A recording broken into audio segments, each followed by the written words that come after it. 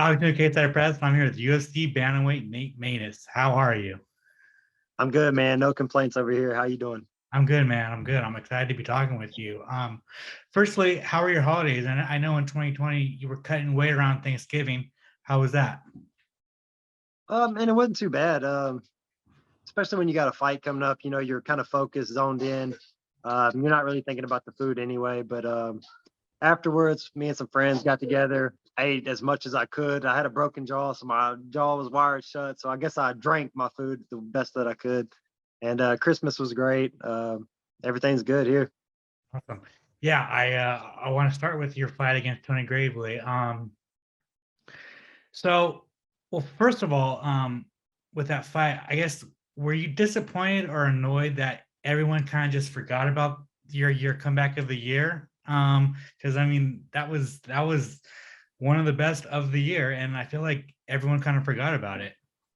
Yeah, I feel like it deserved to have its spot, at least to be considered for it, not necessarily to win. I know, we're not as high up as some as the other comebacks like Michael Chandler and Charles Oliveira and some people like that.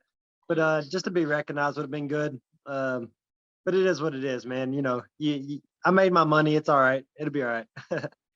What made that comeback even more awesome is, I mean, more awesome and fucking insane is you broke your jaw in the first round. Talk to me about that.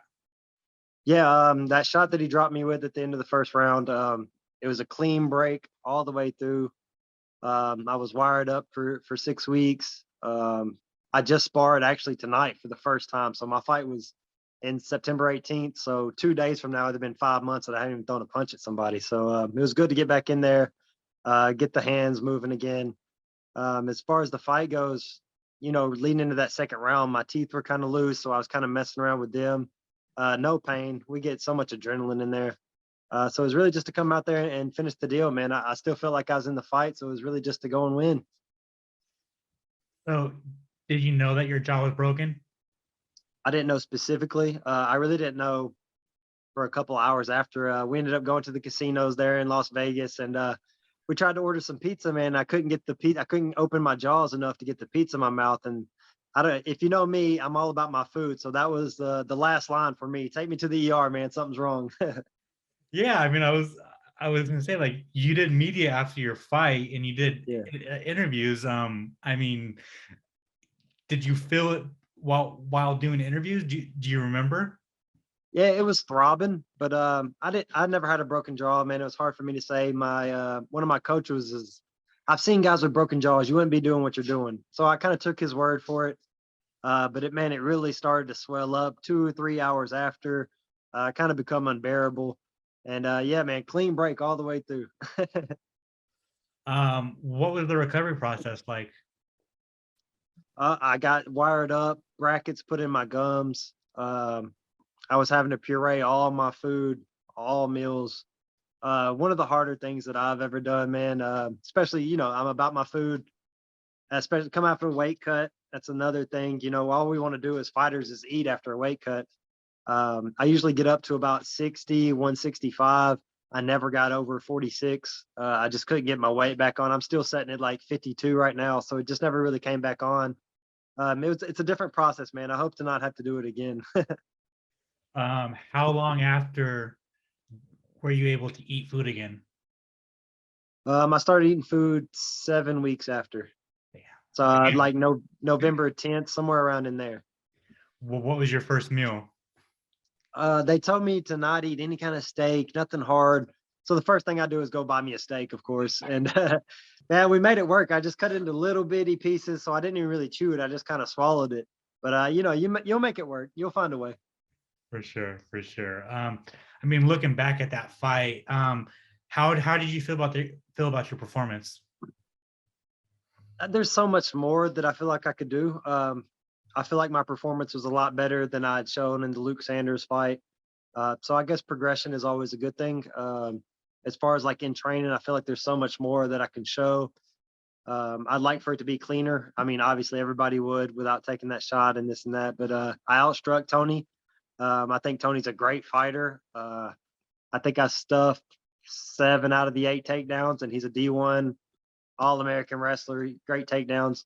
I don't feel bad about it at all. And even with the jaw break, I think that just kind of at the end of my career just adds something to it. You know, that I was able to come back, able to push forward.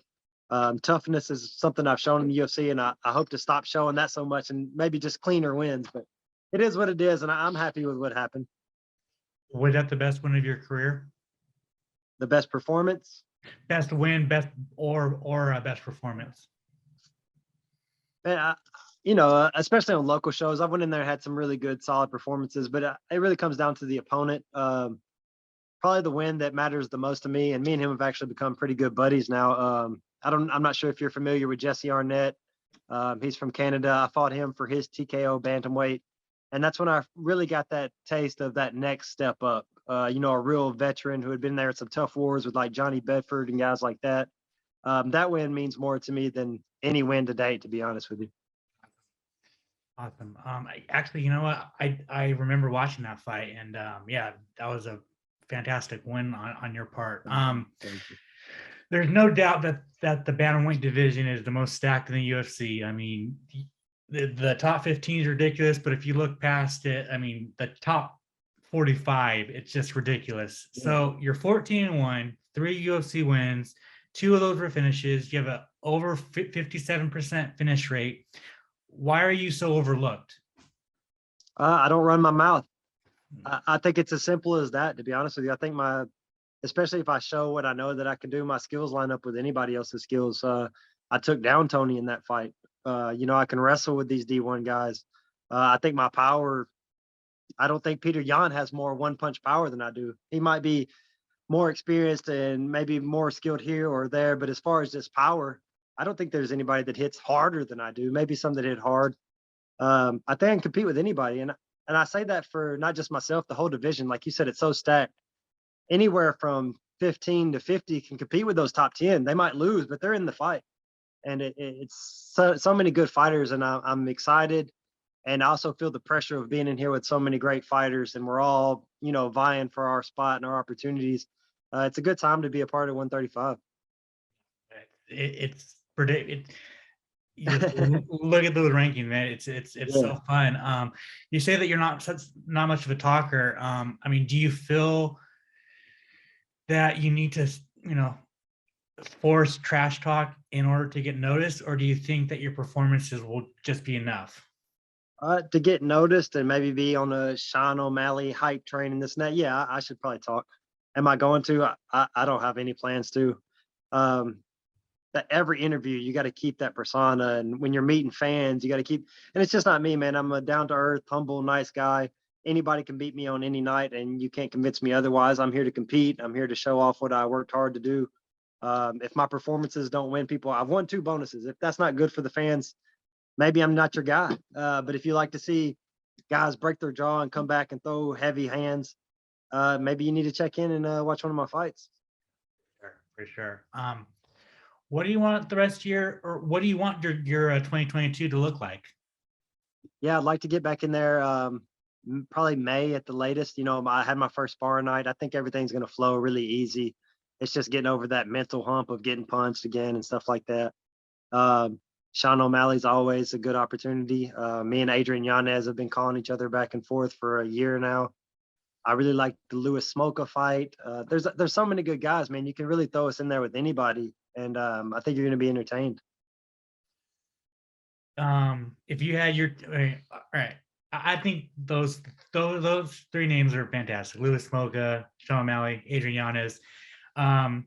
If you had your pick, which one would it be? I mean, you have the money fight, you have the, I guess, following fight with Sean O'Malley. Adrian Yanez is becoming a big fan favorite, and I know you guys have been yakking at each other.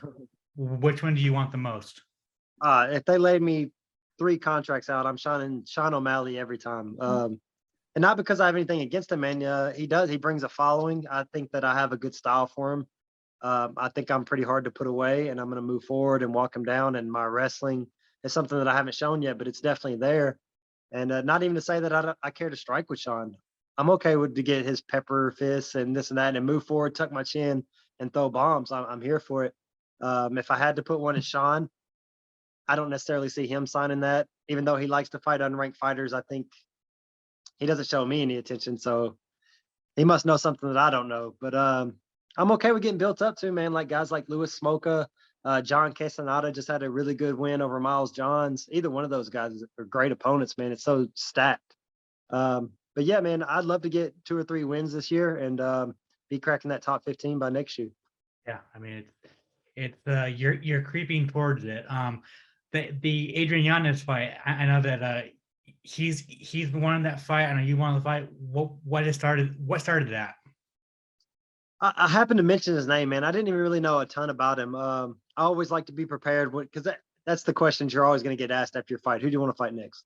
So I like to have 2 or 3 guys already lined up. And I think I mentioned maybe like Nathaniel Wood if they wanted to give me someone more experienced. And I threw out Adrian Yanez's name because he had just come off the Contender Series. I think he had 1 win in the UFC. And if you want to build me up slow, I'll take Adrian Yanez. And it wasn't a dig at him. It was just from experience levels. And he took it personally, maybe. I don't know. We've kind of had some interactions on Twitter. He's a cool guy. I like him. I love watching him perform. I'd love to be in there with him. But I guess that's how I got it started. It's all on me. Gotcha. I just got 2 last ones. I wanted to talk about your first professional loss against Taylor. I just wanted to kind of go back to that, and it's always fascinating to me how a professional athlete deals with their first professional loss. Yeah. I guess what were the emotions like that night? Yeah, I'll just start off by saying I wasn't a believer in you learn more in your losses, like everybody talks about. I didn't think that you needed losses. But man, you learn so much more. You learn just what's going on in there. And Taylor had already been on this level that I hadn't made it to yet, just like the Jesse Arnett fight. He showed me something that I hadn't experienced yet. His in and out movement, the same way Cyril Gahn is, and I know their teammates that bouncing in and out. He had like a 3-inch reach advantage on me, but he's like 4 inches shorter. I mean, just a different built guy. I got all the respect in the world for him. He taught me some lessons, maybe even just as much as in toughness, just pushing forward when you might be behind or down. And I think that's given me the success in my UFC career that maybe I wasn't prepared for before that fight. So Taylor's doing great, man. I think he just beat Wilson Heiss, just beat him. He's won 3 or 4 in a row now, me being included in that. He might be getting a shot next, and I'm definitely down to do it again. Oh man, I would love to see that rematch in the UFC. You were on this big streak. You were so close to the UFC, and then you get that loss. I guess were you worried that like that might have screwed your shot to get to the UFC? Oh yeah, devastated, man. I don't think worried is even the word. Devastated. You work as long as I had. You see guys getting in the UFC now at 3-1, 4-1. I was 10-0, and I'd won multiple championships at higher weight classes at 55, 45, 35. I feel like I'd paid my dues. And yeah, man, it's devastating just to run into that caliber of opponent and end up getting beat. You feel like you lose it all, but I'm glad they see something in me and they gave me my opportunity for sure. Awesome. And finally, Mayhem. Who gave you that nickname? Man, we started like an outside fight club on Saturday mornings. I'm like 15. So we all decided to give each other nicknames, and Mayhem went the best with Maness, and it's stuck ever since I was 15, man. So 15 years going from some buddies out on the playground calling me Mayhem. Awesome. Hey, some of those nickname origins are just simple and it makes sense, man. Because yeah. Awesome, Nate. Thank you so much for your time, man. I really appreciate it. And man, the story of your broken jaw and coming back to that, it's crazy. And yeah, it's just insane. And I think the ceiling is so high for you, man. So if you want to plug your social media, plug any sponsors, the floor is yours. Yeah, you can find me Nate Maness on Instagram. I'm trying to get used to Twitter. It's still a little iffy for me, but I'm getting there. I do my best work on Facebook, so you can add me and I'll add you back. As far as sponsors, man, being in construction, Baker Chiropractic, Team Lynn, Ape Ethics, Max Custom Completions, Merle Painting, All Custom Roofing. I appreciate you guys for sticking with me and helping me do this full time. And I appreciate you having me on, man.